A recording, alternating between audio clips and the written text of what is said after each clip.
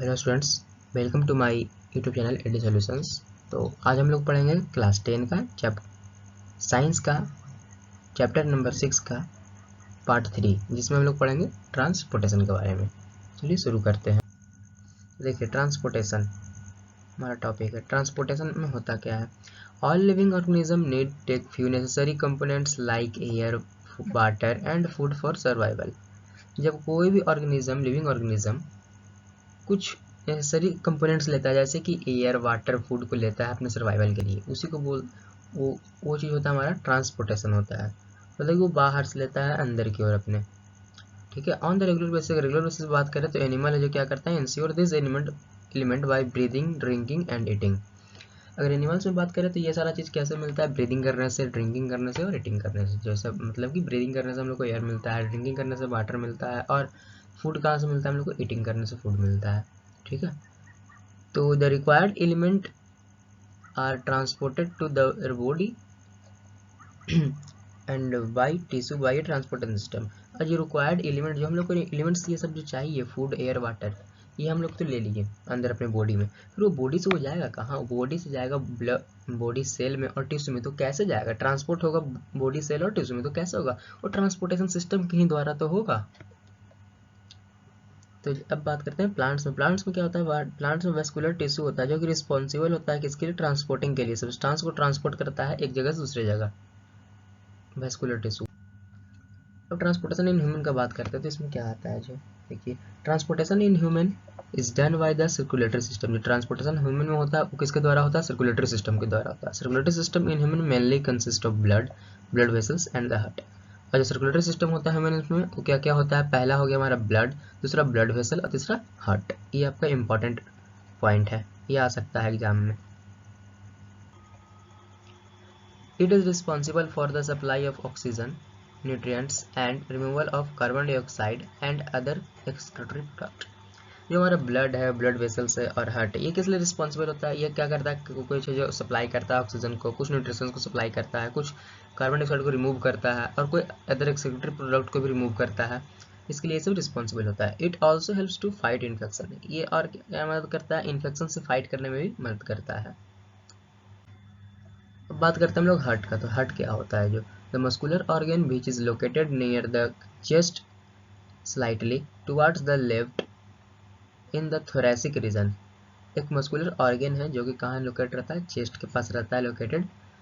Slightly मतलब कि थोड़ा सा टेढ़ा रहता है, हल्का टेढ़ा रहता है चेस्ट के पास। टुवर्ड्स द लेफ्ट, लेफ्ट की ओर, लेफ्ट साइड में रहता है, चेस्ट के लेफ्ट साइड में रहता है। In the thoracic region, thoracic region में, थोरेसिक रीजन बोले तो जो एब्डोमेन।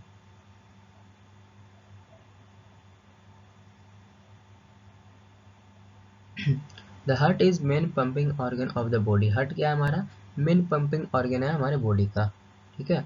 अब human heart is divided into 4 chamber. हमारा ह्यूमन का जो हार्ट है वो 4 चैम्बर में बटा हुआ है ऐसे। Which are involve in transportation of oxygenated and deoxygenated blood. जो कि क्या मदद करता है? हमारा ऑक्सीजनेटेड और डिऑक्सीजनेटेड ब्लड को ट्रांसपोर्ट करने में मदद करता है। देखिए हार्ट के जैसे कि यहाँ पे ये है, ये हार्ट तो नहीं है पर यहाँ पे नॉर्मल लोग बना के दिखा रहे हैं। ये क्या हो गया हमारा? Left ventricles, left artery, right ventricles और राइट आर्टरी, ये है। अब देखिए, अब हम लोग आगे चलते हैं।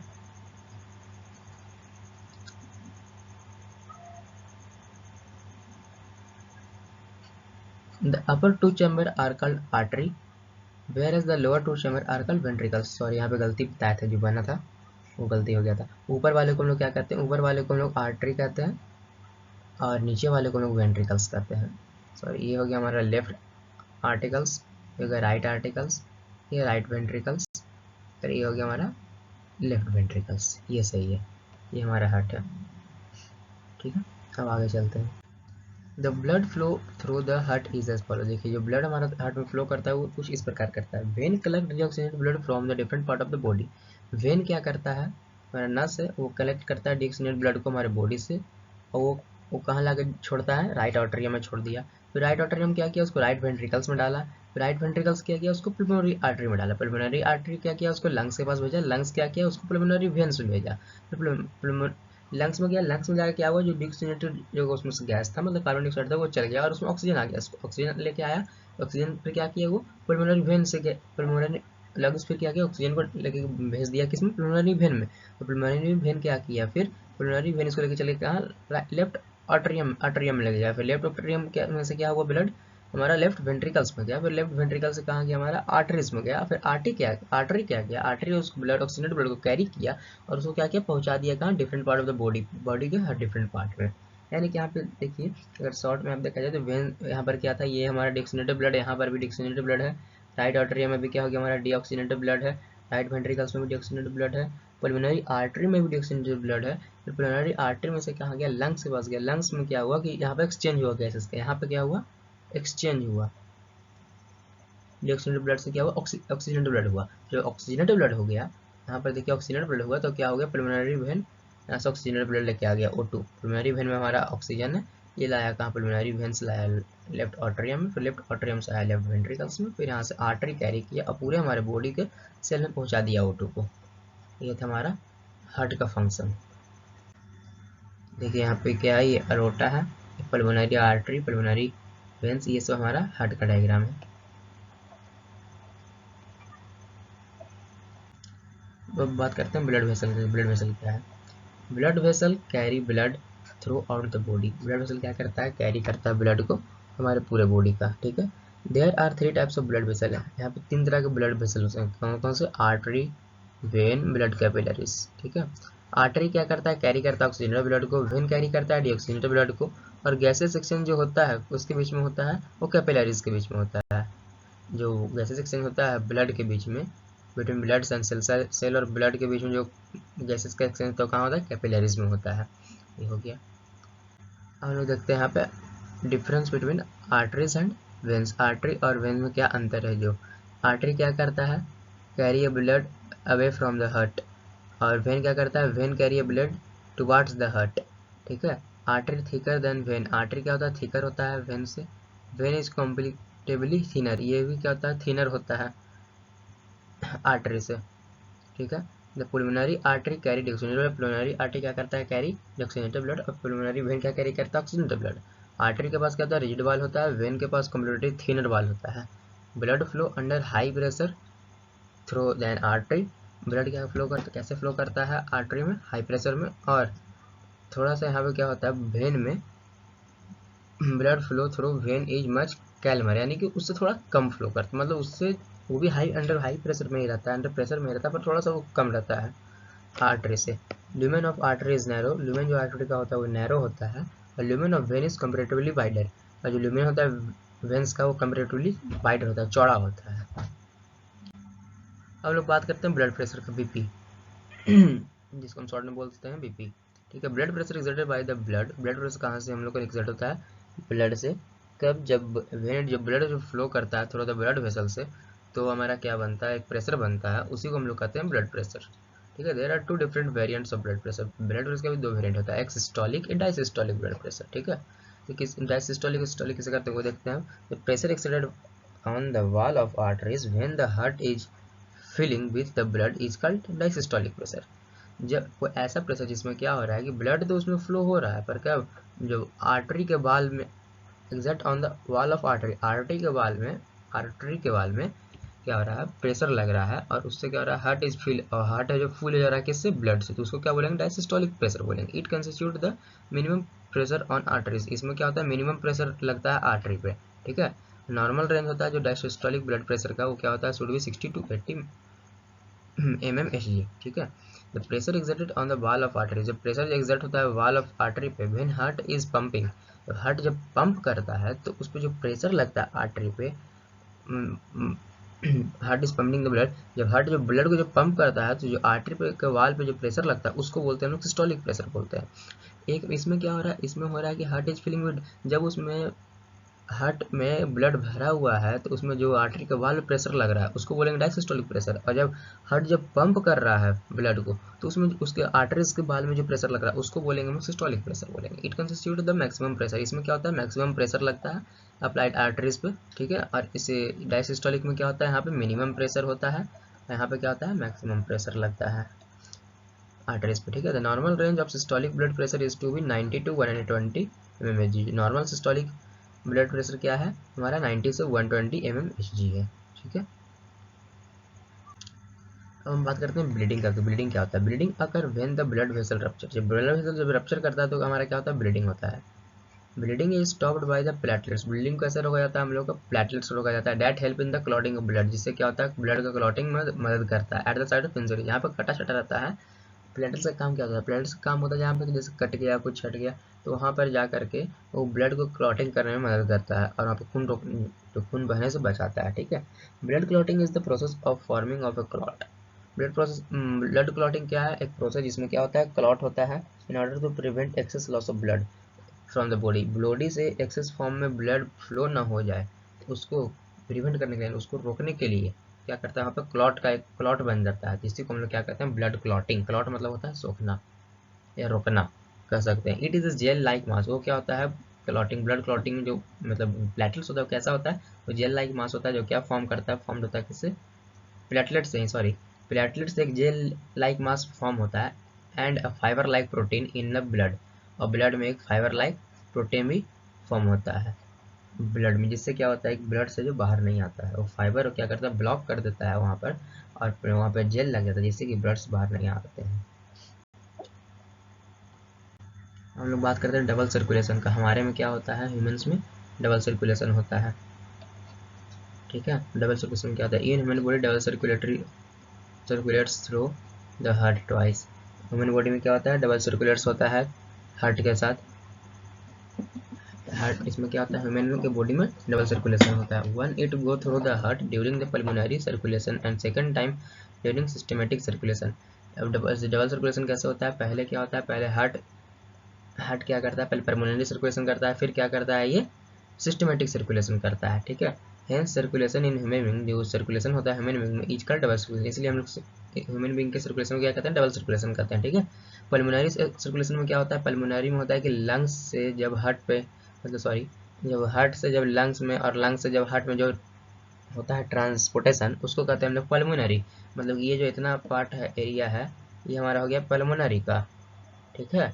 और जब हमारा हार्ट से कहाँ जाता है? सेल में, और सेल से जाता है हार्ट में, ये हो गया हमारा सिस्टमेटिक। एक ये हो गया, एक ये, यानी दो बार क्या हो रहा है यहाँ पे? ट्रांसपोर्टेशन होता है, सर्कुलेशन हो रहा है। एक बार हार्ट से जा रहा है लंग्स में, लंग्स से आ रहा है हार्ट में, ये हो गया पहला। दूसरा क्या हो गया? हार्ट से जा रहा है सेल में, सेल से जा रहा है हमारा फिर से लंग्स में, ये हो गया सेकेंड। तो यहाँ पे क्या हो गया हमारा? ये double circulation. Transportation in plants. अब ट्रांसपोर्टेशन कैसा होता है प्लांट्स में, उसके बारे में देखेंगे। Transportation in is a vital process in plant. Transportation क्या है? वाइटल प्रोसेस है प्लांट्स में, ठीक है। उसमें क्या होता है? जो प्रोसेस इन्वॉल्व करता है किसको? Transportation of water and necessary nutritions to all parts of the plant for its survival. इसमें क्या होता है? एक ऐसा प्रोसेस होता है इसमें क्या होता है? ट्रांसपोर्टेशन होता है वाटर का और कुछ न्यूट्रिएंट्स का हमारे पूरे प्लांट्स के बॉडी में, ठीक है, प्लांट्स के सारे पार्ट्स में, उसके सर्वाइवल के लिए, ठीक है। Food and water transportation takes place separately in plant. Plant में जो फूड और वाटर का ट्रांसपोर्टेशन कैसा होता है? सेपरेटली होता है। जाइलम क्या करता है? ट्रांसपोर्ट करता है वाटर को, एंड प्लांट फ्लोएम क्या करता है? ट्रांसपोर्ट फूड को। फ्लोएम के बारे में पढ़ते हैं। फ्लोएम क्या होता है? Phloem is responsible for translocation. Phloem क्या करता है? रिस्पॉन्सिबल किसके लिए होता है? ट्रांसलोकेशन के लिए। न्यूट्रिशन का, फिर शुगर का क्या करता है? ट्रांसलोकेशन करवाता है। शुगर का जैसे कि बात करें उसमें कार्बोहाइड्रेट्स का ही, ठीक है।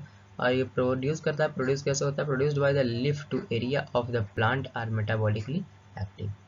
सिव tubes, companion cells, phloem fiber and phloem parenchyma cell are component of tissue। ये सब क्या है? कंपोनेंट है टिश्यू का। ये सब आप लोग 9th क्लास में पढ़ चुके हैं। सिव, ये फ्लोएम का ही सारा टाइप्स है, sieve tube, companion cell, phloem fibre and phloem parenchyma cell, ठीक है। तो द फ्लो ऑफ मटेरियल, जो फ्लो होता है मटेरियल का थ्रू फ्लोएम से, ईच को क्या बोलते हैं? वो बाई डायरेक्शनल होता है। बाई डायरेक्शन मतलब क्या कह सकते हैं? पूरे डायरेक्शन में। यूनिडायरेक्शन मतलब होता है कि एक डायरेक्शन में, सिर्फ सिंगल डायरेक्शन, इधर जा रहा है। बाई डायरेक्शन मतलब कि इधर भी है, इधर भी है, इधर भी है, इधर भी है, इधर भी, मतलब किधर भी जा सकता है, उसमें कोई दिक्कत नहीं है। यानी कि यहाँ पे इसका कहने का अर्थात मतलब ये है कि हमारा फूड जो बनता है हमारा लिप्स में बनता है। लिप्स से हमारा जो फूड बना वो क्या करता है? फिर वो पूरे हमारे बॉडी, पूरे प्लांट्स के पार्ट्स में जाता है। तो यहाँ पर से क्या हुआ? फ्लोएम है, यहाँ से जैसे फूड निकला तो ये प्लांट के पूरे ये पार्ट्स में जाएगा, ऊपर नीचे इधर उधर सब जगह जाएगा ये। इसलिए किसको क्या बोल रहा है, ये बाई डायरेक्शन बोल रहा है, ऊपर भी जा सकता है, नीचे भी जा सकता है, सामने भी जा सकता है, किधर भी जा सकता है, इसलिए क्या है, फ्लोएम हमारा बाई डायरेक्शनल है। पर अगर बात करते हैं जाइलम का, तो जाइलम क्या होता है हमारा यूनिडायरेक्शनल होता है, वो सिर्फ नीचे से ऊपर जाएगा बस, सॉरी वो सिर्फ नीचे से ऊपर जाएगा। किस में होता है, जाइलम में होता है। जाइलम क्या है, यूनिडायरेक्शनल, और फ्लोएम क्या है हमारा बाई डायरेक्शनल, इसको मैंने याद रखिएगा ये। अब बात करते हैं ट्रांसलोकेशन का। ट्रांसलोकेशन में क्या कहता है, जो transportation of food in the plants through the phloem via a process such as mass flow are called translocation. Transportation होता है फूड का प्लांट्स में फ्लोएम के द्वारा, उस प्रोसेस को क्या कहते हैं हम लोग, ट्रांसलोकेशन कहते हैं। Photosynthesis that is sugar and organic molecules such as amino acid, organic acid, protein and inorganic solutes like potassium, magnesium, nitrates, calcium, sulfur and iron form source tissue, mature leaves to a skin cell, area of growth and storage transported through the phloem. Material like sucrose, material जैसे कि sucrose है, वो क्या होता है, loaded होता है कैसे, लीव से फ्लोएम में, इससे क्या करता है, leaves to phloem using the energy of ATP, यहाँ पे यूज करता है एनर्जी ऑफ एटीपी को, ठीक है। सच अ ट्रांसफर, इस तरह की जो ट्रांसफर है क्या करता है, इंक्रीज कर देता है ऑस्मोटिक प्रेशर, जिससे क्या होता है, मूवमेंट ऑफ वाटर, वाटर का मूवमेंट होता है फ्रॉम कहाँ से, नियर बाई सेल से फ्लोएम में, फ्लोएम टिश्यू में, एंड मटेरियल गेट्स ट्रांसपोर्टेड, उससे क्या होता है, मटेरियल ट्रांसपोर्ट होता है फ्लोएम से, ठीक है। Same pressure is also responsible for the transfer of substance from the phloem to the tissue. इस यही सेम प्रेशर लगता है, कौन सा सेम प्रेशर, ऑस्मोटिक प्रेशर लगता है कहाँ, जब फ्लोएम से जब टिश्यू में कोई, सॉरी फ्लेम से जब टिश्यू पे कोई भी सब्सटेंस ट्रांसफर करते हैं, तो वहाँ पर भी यही सेम प्रेशर लगता है। जहाँ पर क्या होता है, वेर फूड रिक्वायर्ड, वहाँ पे क्या होता है, सिर्फ फूड रिक्वायर्ड रहता है, फूड जरूरी रहता है, फूड ट्रांसफर होता है फ्लोएम से टिश्यू में, ठीक है। Thus the bulk flow of material, जो बल्क फ्लो होता है मटेरियल का थ्रू फ्लोएम के द्वारा, वो takes place in response to an osmotically generated pressure difference, वो रिस्पॉन्स देता है कि इसको ऑस्मोटिकली जनरेटेड प्रेशर जो होता है उसको जो रिस्पॉन्स करता है, जो बल्क ऑफ मटेरियल है, ठीक है। हम लोग बात करते हैं जाइलम का। जाइलम क्या है, xylem tissue transported water in plants. Xylem tissue क्या करता है, ट्रांसपोर्ट करता है वाटर को प्लांट्स में, from root to all other parts of the plant. Root से वो जाइलम टिश्यू क्या करता है, ट्रांसपोर्ट करता है वाटर को सारे प्लांट्स में। तो कैसे, रूट से आया, ये यहाँ पे रूट है, ठीक है, यहाँ से आया, ये ऊपर लेके गया पूरे प्लांट्स के पार्ट्स में, ठीक है। देखिए यहाँ पे लिखा हुआ भी है, जाइलम क्या है, इनडायरेक्टली बताए भी थे। Xylem tissue is made up of, xylem tissue कैसे बना होता है, tracheids, vessels, xylem fibre and xylem parenchyma से मिलकर बना होता है जाइलम टिश्यू, ठीक है। The flow of water and minerals through the xylem is unidirectional, जो फ्लो होता है वाटर का, मिनरल्स का जाइलम में क्या होता है, हमेशा यूनिडायरेक्शन होता है, वो सिंगल डायरेक्शन, एक ही डायरेक्शन में होता है, कहाँ से, नीचे से ऊपर, यानी कि डाउन टू अप, हमेशा याद रखिएगा। अब यहाँ पर डिफरेंस आ गया जाइलम और फ्लोएम में, ठीक है। ये ट्रांसपोर्ट मिनरल्स एंड वाटर, ये क्या कहता है, ट्रांसपोर्ट करता है मिनरल्स और वाटर को, ट्रांसपोर्ट करता है कहाँ से, रूट से upper part of the plant में। और ये क्या ट्रांसपोर्ट करता है, न्यूट्रिएंट्स एंड फूड्स, जैसे अमाइनो एसिड, शुगर, ये सब है जो ट्रांसपोर्ट करता है कहाँ से, लीव से to the growing part of the plant. Growing part of the plant में क्या करता है, ट्रांसपोर्ट करता है, मतलब कहीं भी कर सकता है, इससे कोई निश्चित नहीं है। इट मूवमेंट्स इज यूनिडायरेक्शन, इसका मूवमेंट जो यूनिडायरेक्शन होता है, इसका मूवमेंट्स क्या होता है, बायडायरेक्शन होता है। ये क्या कंटेन करता है, xylem, sclerenchyma, xylem parenchyma, tracheids और वेसल्स। इसमें क्या होता है, companion cell, phloem, parenchyma tubes, phloem fibres, ठीक है। The nature of tissue is hollow dead cell, इसका जो नेचर होता है टिश्यू का क्या होता है, हॉलो डेड होता है, ठीक है। इसका नेचर क्या होता है, लिविंग होता है, विद साइटोप्लाज्म के साथ होता है, बट विदाउट न्यूक्लियस, लेकिन इसमें न्यूक्लियस नहीं होता है। ये होता है हमारा कि डेड होता है, और ये लिविंग तो होता है, बट इसमें साइटोप्लाज्म भी होता है, पर इसमें न्यूक्लियस नहीं होता है, ठीक है। This tissue are present in the centre of the vascular bundle, ये टिश्यू कहाँ होता है, सेंटर में होता है वैस्कुलर बंडल के, ठीक है। और ये कहाँ प्रेजेंट होता है, outside the vascular bundle, vascular bundle के बाहर होता है, यानी कि पहले फ्लोएम आता है, उसके अंदर क्या होता है, फिर जाइलम होता है। ये था हमारा डिफरेंस था जाइलम और फ्लोएम में। ये हमारा 5 मार्क्स क्वेश्चन यहाँ से बन सकता है बोर्ड्स में। अब आता है हमारा रूट प्रेशर। रूट का क्या प्रेशर होता है, conducting of water through the xylem from root to upper parts of the plant is due to many forces acting together. Root pressure उसको कहते हैं जिसमें क्या होता है, वाटर को है जो वो कंडक्शन करता है। रूट क्या कहता है, वाटर का कंडक्शन करवाता है जाइलम के द्वारा पूरे ऊपर प्लांट के पार्ट्स में, ठीक है। उसमें क्या लगता है, बहुत सारा फोर्स लगता है, उसी को हम लोग रूट प्रेशर बोलते हैं, ठीक है। One of the force is responsible for the root is root pressure, इसमें से एक फोर्स है जो कौन क्या है, रूट प्रेशर, वही ये बताएं।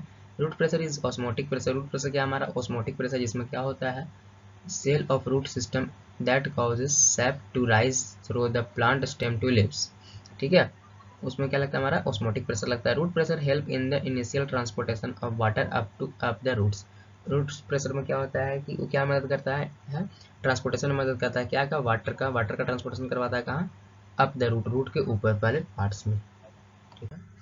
अब ट्रांसपोर्टेशन ऑफ वाटर का ट्रांसपोर्टेशन कैसे होता है। Water is absorbed by the root and it's transported by xylem. Water है जो एब्जॉर्ब होता है रूट के द्वारा और वो ट्रांसपोर्ट होता है फिर जाइलम के द्वारा अपर पार्ट में। प्लांट्स के imbibition, osmosis, root pressure and transpiration are the force. ये सब क्या है, फोर्स है। Imbibition, osmosis, root pressure, transmission, ये सब क्या फोर्स है जो क्या होता है contribute to water the upper movement.